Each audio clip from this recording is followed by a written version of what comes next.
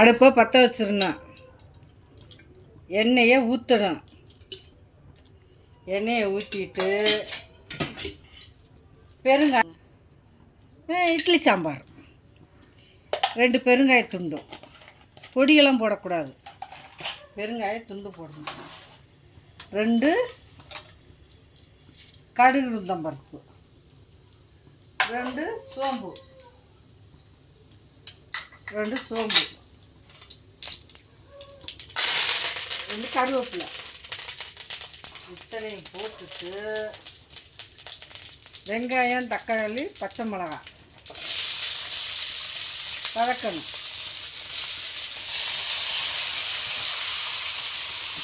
வதக்கையில் முட்டு உப்பு போடணும். உப்பு போட்டு வதக்கணும். போடணும்.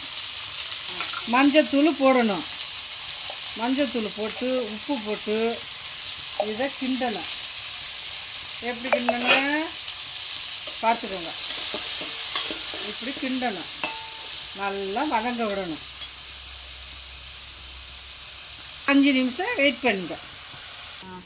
பாசிப்பருப்பு, துவரம்பருப்பு கொஞ்சம் போட்டு, பச்சை மிளகாய், வெங்காயம், தக்காளி, கத்திரிக்காய், முருங்கைக்காய் போடணும். அதோட 2 உருளைக்கிழங்கு, ஒரு சின்ன உருளைக்கிழங்கு நறுக்கி போட்டு குக்கரில் வேக வச்சிடணும்.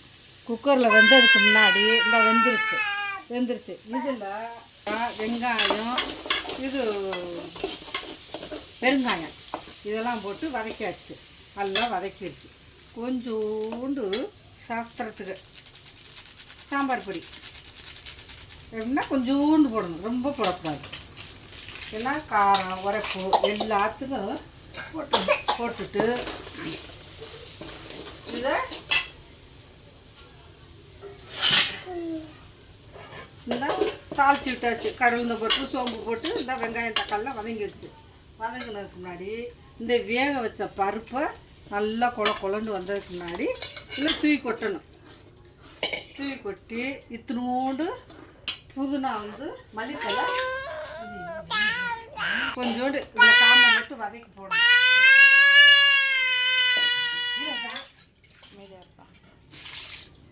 ஆயிடுச்சு.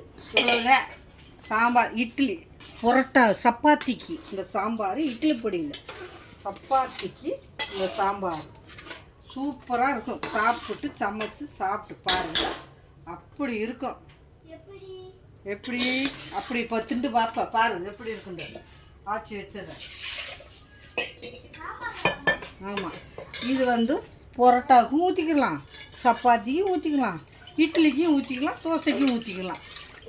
இந்த பொடி, இந்த குழம்பு, இந்த சாம்பார் பொடி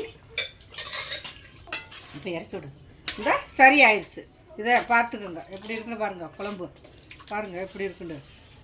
இதை போடணும். இதை போட்டுட்டு 5 நிமிஷம் கூட இல்லை, செகண்ட் சாப்பிடலாம் எடுத்து. இருக்குன்னு பாருங்கள். கம்மன்னு மணக்கும்.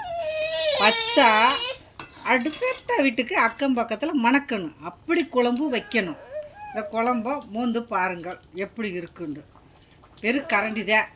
மூந்து பாருங்கள் எப்படி கம்மன்னு மணக்குதுன்னு பாருங்கள்.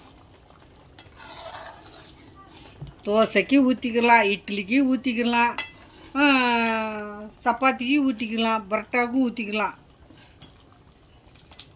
இந்த சாம்பார் பொடி, சாம்பார் குழம்பு இந்த மல்லித்தலையே போடணும். இறக்க போயில மல்லித்தலை இறக்கிட்டு அவ்வளோதான் மூடி வச்சிடணும். ஆஃப் பண்ணிடணும் அடுப்பை. அவ்வளோதான். உனி ஊற்றி சாப்பிட்டு பாருங்கள். கம்மன்னு மனமாக மணக்கும். ரொம்ப ரொம்ப நன்றி. பாருங்கள், எல்லோரும் பாருங்கள். என்ன பண்ணணும், என்ன சொல்லணும் எல்லோரும். Very good. பார்த்துக்கோங்க. இதே மாதிரி சமைச்சு சாப்பிட்டு பாருங்கள். எந்ததும் இது பண்ணாது. நாளைக்கு சந்திப்போம். பாய்.